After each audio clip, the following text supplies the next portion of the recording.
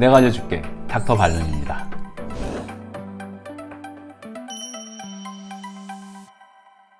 아까 원장님 영상에 자가 테스트를 해봤더니 운동신경마비와 감각신경마비 둘 다 있는 것 같은데 무조건 수술해야 하는데요?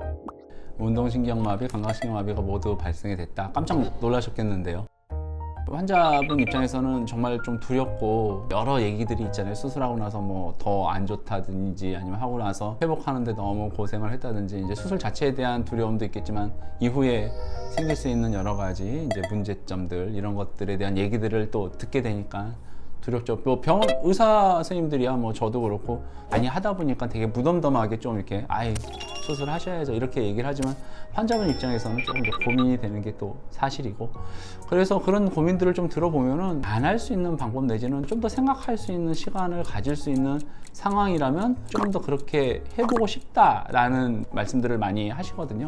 원칙이라고 하면은 이제 척추를 공부하고 그리고 이제 수술을 하게 될 때 어떤 기준에 맞춰서 이런 기준에서는 수술을 하자라고 정해져 있는 거에는 마비 증상이 3단계 정도까지 있거나 아니면은 뭐 6주를 치료했는데도 크게 차이가 없거나 대소변 장애가 계속해서 있어가지고 그것 때문에 많이 힘들거나 이런 경우라고 하면은 수술을 서둘러서 할 수가 있는 거고 이런 내용만 가지고 수술을 권유하거나 수술을 하다 보니까 환자들이 좀 디테일한 면들에 대한 것들을 많이 물어보긴 하는데 그럼 정말 환자 입장에서 한번 좀 생각을 하자라고 하면은 마비가 있다고 해도 어느 마비가 있냐?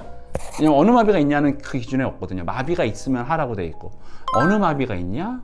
어느 정도의 불편함이 있냐? 이런 것들을 조금 더 디테일하게 나누면은 요 경우면은 조금 더 밀어볼 수도 있고 조금 더 치료해 볼 수도 있고 이 경우면은 하는 게 좋겠습니다 이렇게 결정 내려드릴 수 있거든요. 그래서 꼭 해야 되는 경우는 첫 번째 운동신경 마비 중에 발목이 아예 안 올라가는 경우, 특히 발가락 말고 발목이 안 올라가는 경우, 발목을 드는 힘이 빠지는 거는 걸을 때마다 보이는 것 자체가 굉장히 쩔뚝거리면서 걷는 게 보여지고 발목이 안 올라가니까 발목이 끌려요. 계단 같은 거 올라갈 때도 발목이 끌리니까 걸려서 넘어지고 그거를 안 걸리려고 하다 보니까 다리를 많이 들게 되거든요. 그러니까 되게 걸음걸이도 이상해지고 그게 너무나도 본인도 그러면 힘들고 육안적으로 너무 많이 보이거든요. 그래서 그런 경우는 이런 거 저런 거 감안하지 않고 무조건 빨리 수술 이렇게 하자고 하고 발가락이 안 움직이는 운동마비라든지 아래로 내려가는 게 각도가 안 되는 운동마비라든지 이런 거는 그래도 조금 견뎌볼 수 있어요. 견뎌볼 수 있다는 얘기가 뭐냐면은 원칙은 수술을 그것도 하는 게 원칙이긴 하지만 기다렸는데 다 안 된다고 해도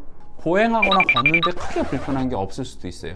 대신 발가락이 안 올라가니까 이게 왜 정상이 아니지? 뭐 이런 거는 있을 수 있지만 그나마 양보할 수 있는 거 양보할 수 있는 게 엄지발가락 좀 힘 빠지는 거, 발가락 힘 빠지는 거, 발을 약간 미는 힘이 빠지는 거 요거는 우리가 조금 양보할 수 있어요. 그냥 또 시간이 가면서 좋아지기도 하고 불편하게 낫는다고 해도 우리가 커버할 수가 있는 거거든요. 그건 재활이라든지 아니면 일상생활에 크게 불편한 게 없을 수도 있으니까. 그래서 운동신경 마비에 대해서는 그렇게 한번 봐야 될 것 같고 감각신경 마비가 있다라고 하는 거는 수술의 대상이 안 되는 경우들이 많이 있어요.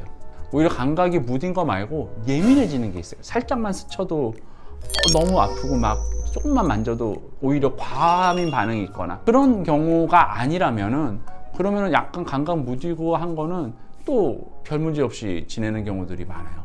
그래서 감각신경 마비는 이제 수술까지 연결되는 경우들이 많진 않아요. 보통 환자분들 이 정도면 어때요? 살을 만져도 아무 느낌도 없고 뭔가 문제가 있는 거죠. 이거 불편하긴 한데 뭐 하면 뭐 어떻게 해요? 수술해요? 이 디스크는 잔연히 없어진다고 그랬잖아요.